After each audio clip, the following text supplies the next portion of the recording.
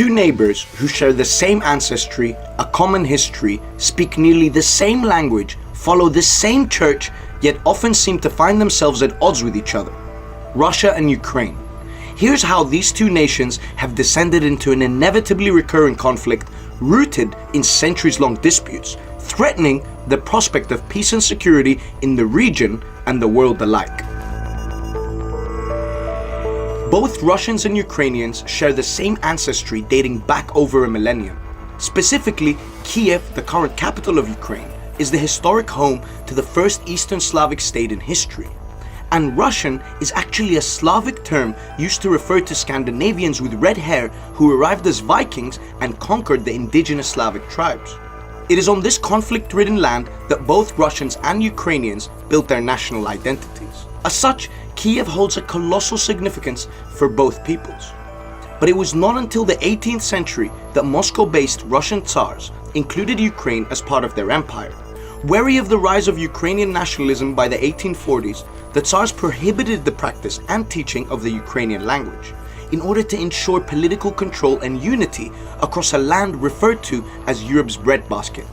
If you open a map, you see the geographical importance of Ukraine, particularly for Russia, is unquestionable.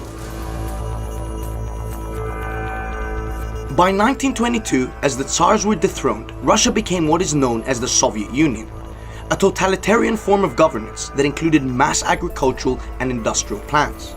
In the 1930s, when Ukrainian farmers descended against the Soviet Union's collective push, they found themselves on the bitter end of the infamous Soviet leader Joseph Stalin's iron fist.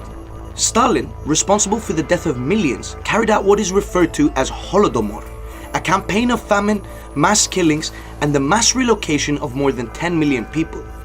The Second World War from 1939 to 1945 deepened the schism between Russia and Ukraine further.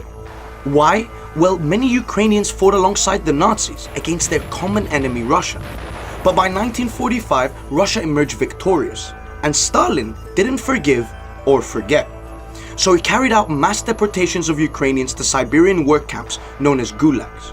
All in all, Ukraine lost a fifth of its population during the war. One gesture, though, that is perhaps a silver lining in the century of hostility and violence between Russia and Ukraine was one carried out by Nikita Khrushchev. The Soviet leader, who was of Ukrainian descent, actually gifted Crimea to Ukraine in 1954. Why?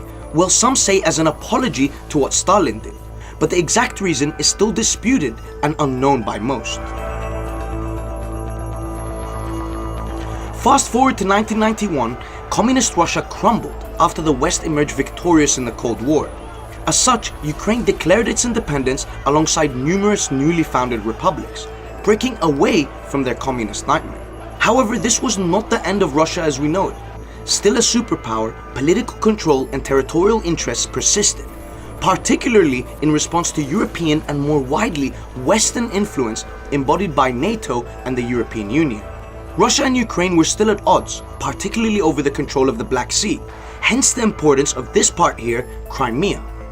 By 1997, Russia recognized Ukraine's borders, a matter made easier by the presence of a pro-Russian leader in Kiev, Leonid Kuchma. Kuchma's Russian bias didn't last long, as he was replaced by pro-Western candidate Viktor Yushchenko, who won elections in 2001 and again in 2004. However, an economic crisis, the gradual disintegration of the opposition, and Russian-induced natural gas pressure led to protests and eventually Yushchenko's demise.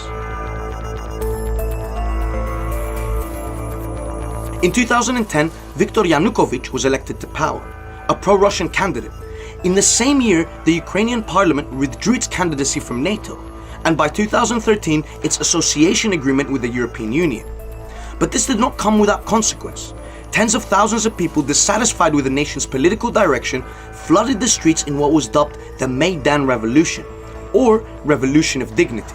77 protesters were killed by security forces, and Yanukovych fled to his patrons in Russia.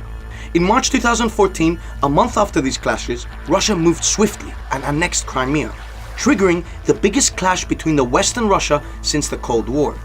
In April 2014, Russian paramilitary groups also took over Donetsk and Luhansk in a region known as Donbass in eastern Ukraine. As the Ukrainian military tried to retain its territorial integrity, Russian forces moved beyond their border in what is a largely Russian-populated area in eastern Ukraine. More deaths, displacements, and media rows led to a ceasefire by February 2015. A frail one, but just enough for both sides to take a break. Back in Kiev, a pro-Western party headed by businessman Petro Poroshenko had won yet another set of elections. With parliamentary majority established, Ukraine re-signed an association agreement with the EU in 2017. Meanwhile, Russia, adamant in keeping its own control of Crimea, constructed a bridge between its mainland and Crimea. Today, Russia has recognized the Donetsk People's Republic and maintains a tight grip on Crimea. The schism, as you can see on the news every day, keeps getting deeper, with the possibility of a new world war and nuclear entanglements being openly discussed. Even faith is unable to bridge the gap, as even the Ukrainian church has broken away from the Russian Orthodox hierarchy. And despite the common ancestry, Ukraine remains a site of Russian and Western rivalry.